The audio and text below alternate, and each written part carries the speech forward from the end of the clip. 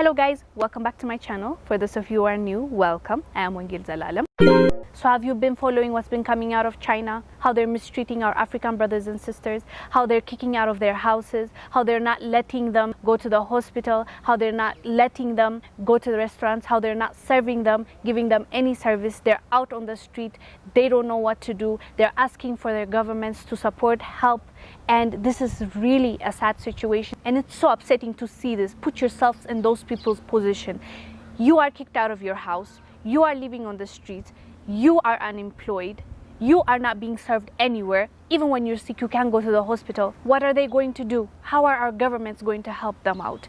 Please make noise so that our governments can respond and do what they're supposed to do. That is protect their people, serve their people, help their people, provide for their people. Make noise. Let's make sure that these governments hear us, listen to us, and help and support our brothers and sisters that are suffering in China. Watch these videos and come back to see what has been going on in China. Huddled on cobbled streets with layers of clothing to generate heat under the cold skies of Guangzhou city, this is the new way of life for Africans living in China.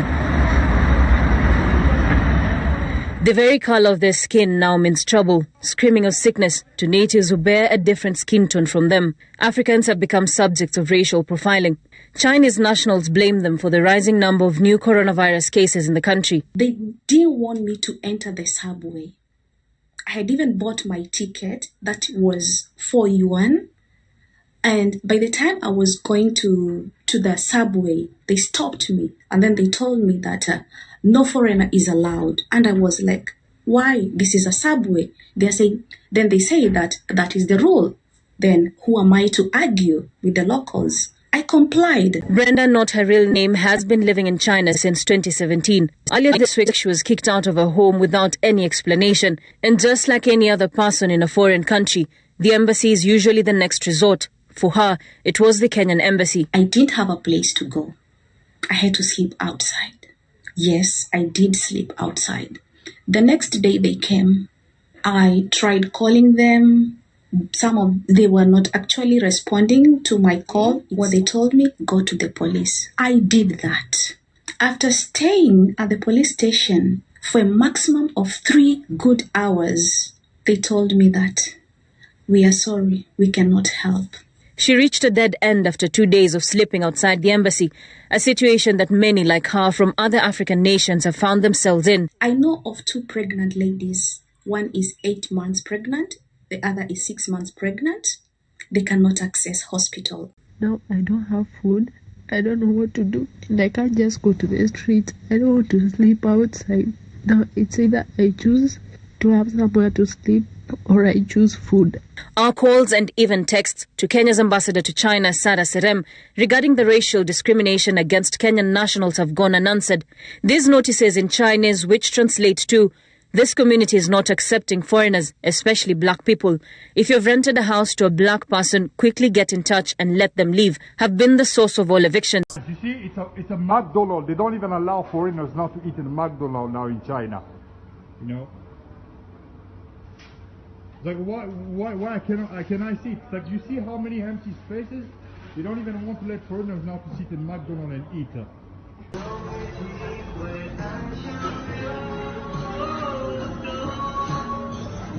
African people in the southern Chinese city Guangzhou were driven out by their landlords and had to stay on the streets.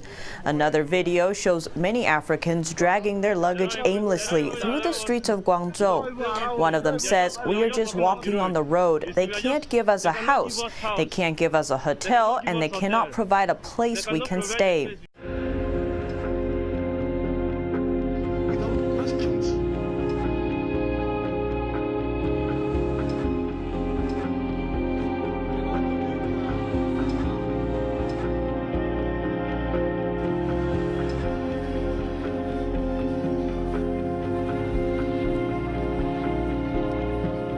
Look at everybody outside. Everybody is outside. Look at the Chinese police. They won't allow us to rest. They chased us away from our house. We don't have anywhere to live. They are pursuing us. Why? This passport belongs to the federal government of Nigeria. In line with international practice, no any country have the right to seize the international passport of another country. Why are they seizing Nigerian passport? It not belong to the China. They collected all our passports. Look at them.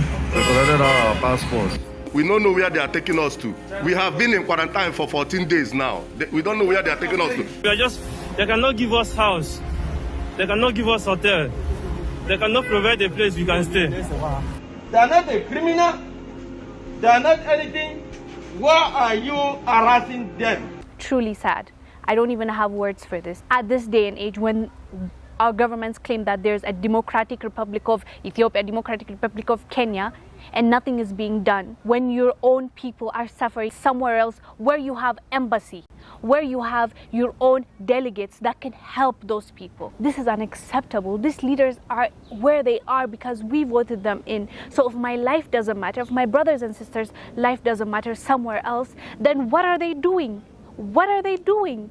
Bottom line is, these people need to be helped. China does not give a damn, and they're not helping them. They're discriminating against them. They're treating them like they're not human beings. So please, people, make noise. Let your voice be heard on Twitter, on Facebook, whatever kind of platform you have. Please, let's push and pressure our governments and African Union to act on this. So the best way we can, let's make noise. Let's make sure that we are heard. Let's pray for our brothers and sisters so they can come out of this. I hope our governments can come through and help our brothers and sisters. Thank you guys for watching. I'll see you on the next one. Stay blessed. Bye.